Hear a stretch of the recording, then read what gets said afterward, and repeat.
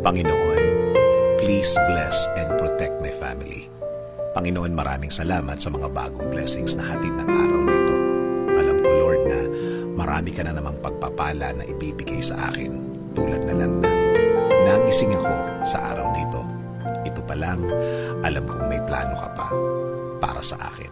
At alam ko, Lord, na lahat ng plano mo, lahat ng bagay na gusto mong gawin sa buhay ko, ikakaganda ng aking buhay. Ikaka-level up ng aking araw-araw. At alam ko din, Lord, na alam mo ang lahat ng nangyayari sa aking buhay. Alam ko din na bahagi ng blessings mo sa akin ay ang pag-aalaga mo sa akin. Na gawin akong safe saan man ako magpunta at saan man ako nandun. Ginagawa mong safe ang lugar na yon. At alam ko, Lord, na since ikaw ang nangunguna